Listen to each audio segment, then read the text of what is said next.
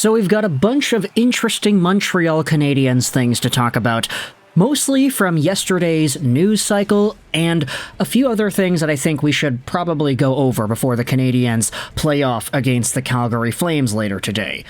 It's going to be a 4 p.m. game, regular standard time for Montreal stuff. We all kind of know the drill here, but heading into today's game, what I wanted to do was talk about Martin St. Louis' practice stint from yesterday. You see, there was a video posted by Anthony Martineau, which is going to be linked in the description if you want to see more of it yourself. If you look at the tweet, you translate it, it says this: only 5 minutes had passed in training when Martin St. Louis paused the first exercise. Visibly dissatisfied with how he went, he dotted the I's and crossed the T's before inviting his troops to start again, differently. And in the video, you can clearly see he pauses everybody up before they continue to drill, and then he starts yelling his head off. He is extremely loud in this clip. This tweet from Patrik Laine goes out there and also describes what happened yesterday. The Habs training session had a very sustained pace this morning, a lot of intensity.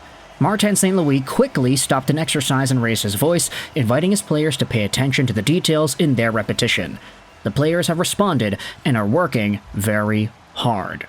I mean, this moment was also posted and written about in a whole bunch of other articles and Twitter videos, so a lot of people kind of caught wind of this. But it is interesting to note that practice for Montreal is getting a little bit intense to the point that Martin St. Louis is stopping guys at the beginning of drills and starting to yell his head off to make sure these guys are actually doing it properly. I think with the Montreal Canadiens and the way they've been playing as of late, this sort of an approach to practice is, dare I say, only necessary.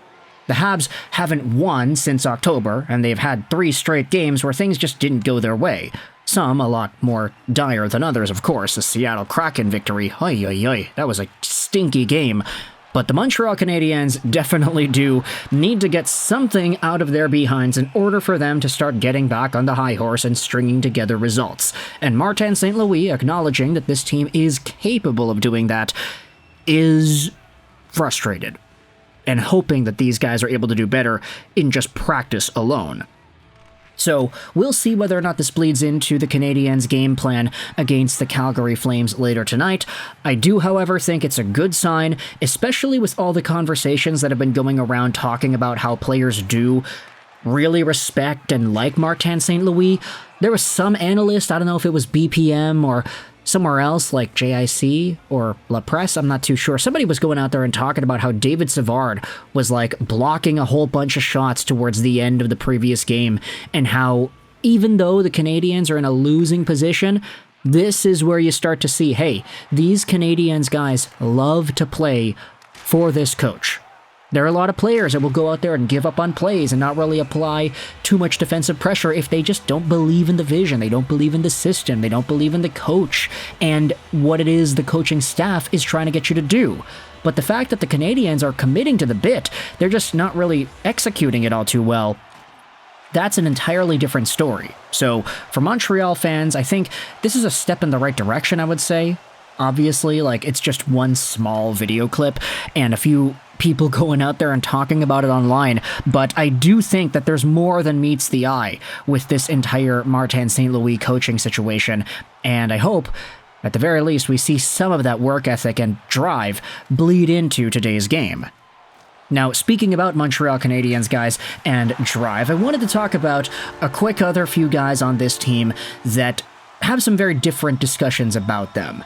Firstly, I wanted to talk about Patrik Laine and an article published in tvasports.ca talking about the Four Nations Showdown, Patrik Laine and Team Finland's plans.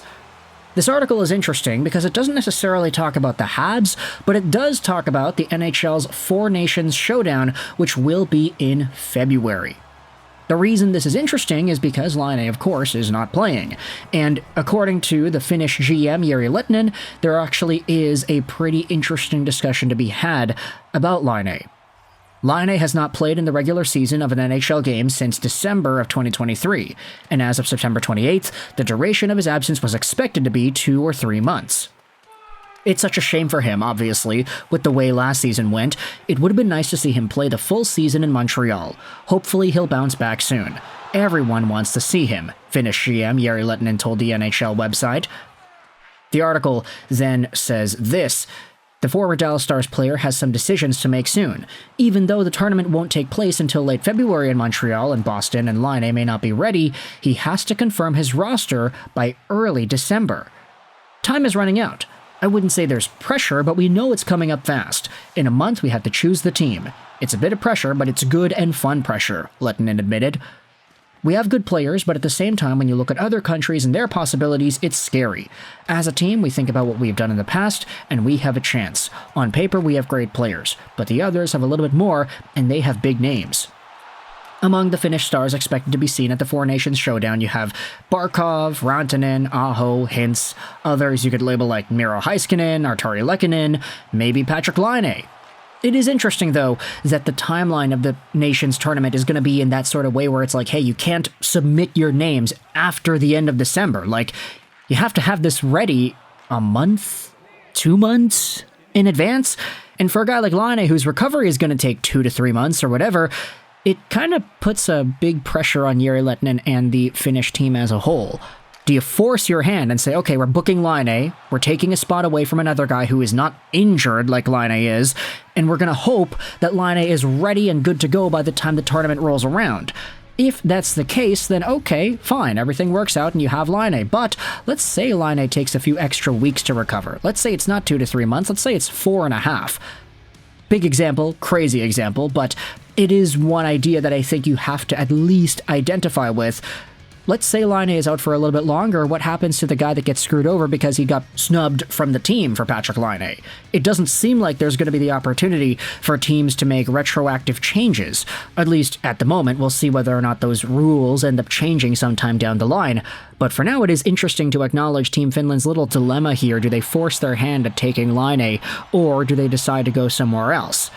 Meanwhile, I wanted to talk about another right-handed sniper on the Montreal Canadiens because there was an article on TVA Sports that goes out there with some very strong opinions about Montreal Canadiens forward Cole Caufield. I'll leave a link in the description to this article as well.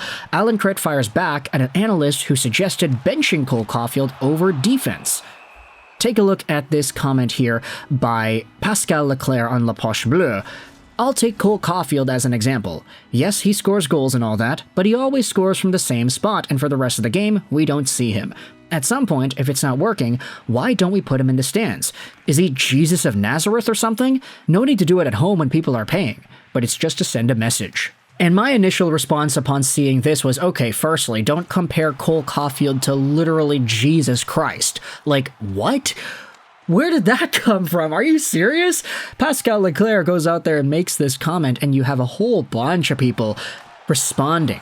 Like the folks on BPM Sports. Alan Cret went out there and said this: give me a break with Caufield's defense. There are plenty of guys who should play defense. Let Caufield do his job scoring goals. If the guy scores 40 goals, good for him and good for the team. He doesn't need to be going out there and playing sublime, fantastic defense. He doesn't need to be Jari Lehtinen, the best defensive forward in the NHL, in order to bring value to the team. Like, really? Start benching the guy because he doesn't backcheck till his legs fall off or anything? Like, I don't even think Cole Caufield is all that bad of a defensive player, honestly. Like, he's not prime Jari Lehtinen, but he's still okay.